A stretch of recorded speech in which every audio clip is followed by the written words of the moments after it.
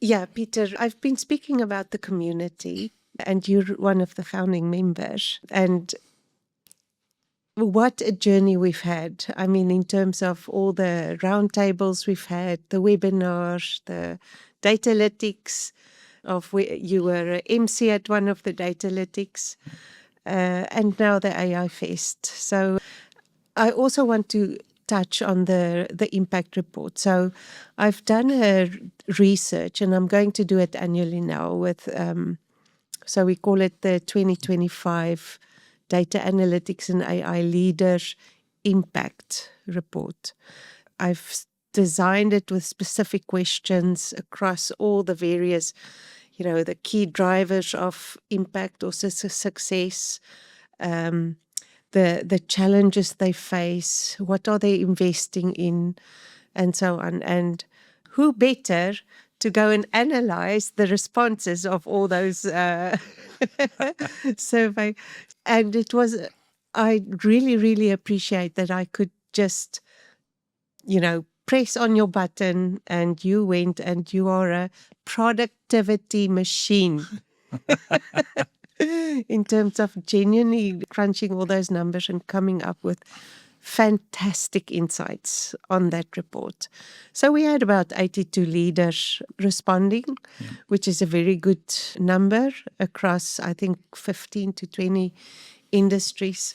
So I always say, well, I've been in data analytics and AI since 1995, not giving away any of my age or anything like that. So I always said that it takes 9 months for a baby to be born. Okay, so it takes 9 months for the baby to form in the womb, and sometimes it can take a little bit less, but 9 months is the norm. There's steps that the baby go through until it's mature enough to be born. So that was very interesting when you look at the insights from the report, is the various phases, and it does take a certain amount of time for a leader to be successful and to create a successful function. Yeah. So what's your take on the report and everything that you found from the report? Yeah, look, it was a fascinating piece of work. And I think if you want to get a data leader excited, give them a chance to go back and start working with data again. I found the report really insightful. I think when you've been in the industry for as long as we have, and you've been working on programs like we do from year to year, you tend to lose sight of how difficult and how complex these programs are. And I think, without getting into the details of some of the questions, one of the really key insights for me that resonated with me and a lot of the other leaders that we talked about was this time in the role aspect of the survey. What we found, unlike a baby, it actually takes 4 years as a leader in a data function to really go full cycle. And I think some of the interesting results, people who had been in tenure for more than 4 years reported the best results in terms of investment, the best results in terms of progress, and the best outcomes in terms of the challenges that they face. And I think for those of us in the midst of starting a new role, launching into a new career at a new organization, we tend to lose sight of the fact that these things do take time to build. And so even in my current role, I think I went in thinking, I'd already done all of this before. And so it's, in some parts, it's a copy and paste and throw it into a new organization. And what really comes out of the survey is clearly that's not the case. One of the really interesting things with this is I think leaders in their first year reported less challenges and better results than leaders in their second or their third year. And so it sort of highlights to me that there's almost a rose-colored glasses thing going on, where you walk into a new organization and you want to see the best and you want to believe that everything's possible. You're also very much in sales mode as well. You're selling the value of data programs and why we're doing this. And it's not until you get the money and the mandate to go and do something that you start discovering where the challenges are. And what we saw across the board with our leaders who responded to the survey was some really clear patterns in sort of year 2 and year 3 around the quality of the data that we have access to, the internal processes that we struggle with. And it wasn't really till you got into year 3 and year 4 that we started seeing people consistently reporting better results in terms of their output and their progress. but also the overcoming of challenges. And one key thing that I think really came out in the survey were the cultural challenges that as leaders we have to overcome. It's not about implementing technology. It's actually about implementing different ways of working. And with the pace of change within our technological space, things that worked and ways of working from 4, 5, 6 years ago don't necessarily apply to today's world as well. So we've really got to think about how we adjust based on modern realities. Okay, and I think if you look at the investments, I think there were some really interesting statistics in terms of the top 3 things overall that the leaders invest in. Yeah, it's really it shocked me to a degree, but when I think about it, it's not that much of a surprise. I think all of the hype is around artificial intelligence. And I think one of the conclusions from the report was AI is attracting the headlines, but not necessarily the budgets. Not yet. And it's not to say that no one is spending money. Yeah. I think one of the things that AI has really flushed out is the need to have good governance in place and really high quality data. AI is nothing new. I think we've been working with AI for years. The exposure of AI to everyone in the organization has created a wave of demand that a lot of us are struggling to keep pace with. And so for us in leadership positions, I think a lot of us have battened down the hatches. We've re-looked at our technology. We're rewriting our strategies. We're adjusting our governance practices to make sure that we're ready for the opportunities and the challenges that AI brings. I think some of the numbers in terms of where people are investing that money, if we looked at where there was a high level investment versus a low level of investment, quite surprisingly, business intelligence, for every 10 organizations, business intelligence had 7 organizations investing heavily versus one organization investing as a lower priority. If you look at that from an AI, I think generative AI, it was about 4 organizations investing heavily versus 4 prioritizing it quite low. And agentic AI, for all of the talk about agentic AI, I still don't think that we've really cracked the nut in terms of how to do this at scale and what are the right applications of it. And there were more organizations prioritizing it as a low investment area versus a high investment area. And let's talk about the profiles of the organizations just a bit. I mean, most of the leaders own the budget, right? Yep. And then about the size of the organizations and so on. Can you recall? Yeah, look, I think the great thing about this community and the great thing about the survey is there's insights for everyone, whether you're part of a small, agile analytical team or whether you're leading large multinational organizations within the region as well. One of the things that did come through is most of the leaders are working in headquarters based in the GCC region. So it is relatively localized, but there were some snippets of insight from people who are working in outposts for larger organizations centered in other parts of the world. And their challenges are different to the challenges that those of us working for organizations in the UAE face. Some interesting statistics, as you've already said, we had 82 responses to the survey. There were between 15 and 20 distinct industry verticals. An interesting statistic was that the median team size is 30 people.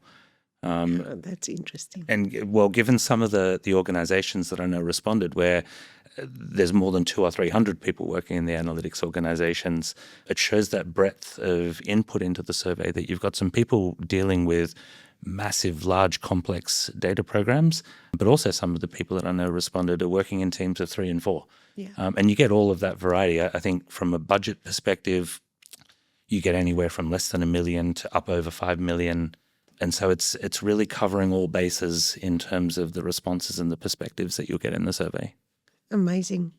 And then a bit about the challenges. And what I found very interesting is if you look at some of the surveys being done over the last few years, not many, but last few years, globally, was that the data analytics and AI leaders are not, the biggest challenge is not technology. It's more the people process and change in the organization. Yeah. And we saw that in the survey as well for the GCC leaders, right? Yeah, 100%. And it's interesting. that you call out those specific areas, because we saw that really shine through. From a people perspective, it's not just internally leading transformation, it's actually finding the talent to bring into the organization as well. And so attraction of talent and retention of talent is a really difficult challenge. And I think it speaks to the demand, not just in the UAE, but the demand globally to find the right people and to bring them to organizations in a cost-effective manner. One of the other really interesting aspects of the survey that came out was people not really feeling like they were deploying even things like AI use cases in the right areas. So there's a lot of experimentation going on. I think we've all got chatbots that have been deployed in our organizations, but really high impact customer facing applications of the technology and the data, we're still trying to work out how to do that in a lot of organizations. And we saw that across the spectrum of responses. Data quality. And I think this talks a little bit to why there's been such a big investment in things like business intelligence and technology, because we're not dealing with the same type of data sources today that we were 5 years ago and 10 years ago. And a lot of our infrastructures are still set up for very traditional business intelligence. The AI use cases that we think we want to execute over the next few years, but even a lot of the real-time analytics that we require from a business intelligence perspective requires a scaled approach to engineering and architecture and ingestion and cleansing that perhaps is still relatively new for a lot of us. And I think for a lot of us, we're in that transition period from traditional business intelligence to a much more complex, agile, real-time, voluminous analytics approach that is a lot of us are really struggling to come to terms with how to manage all of that. And I think that is a very good subway into the fact that at AI Fest, we will have lots of these discussions. We will unpack. All the AI Festies will get the report, Yep. which is exciting. We'll have a glossy magazine with this report printed. And I do think, we're going to talk about the future of IT architecture.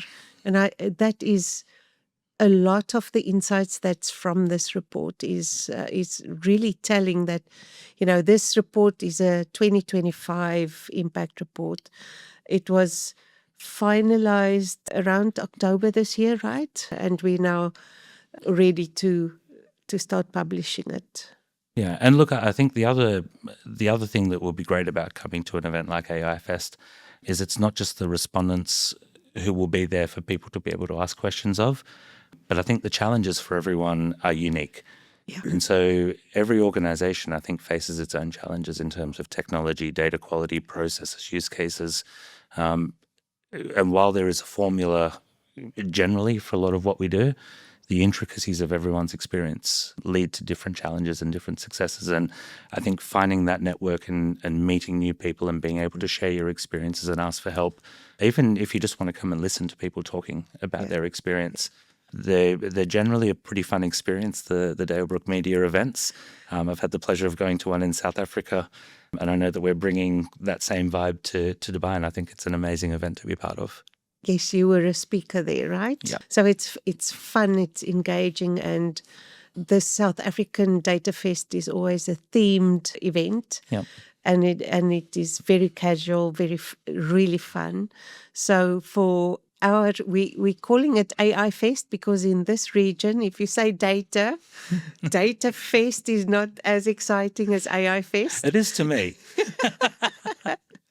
So that's why we're calling it AI Fest. And we will have a theme. It is a day at the F1 track. Yep. So we'll have Formula simulators, Formula One simulators. We'll have a selfie booth.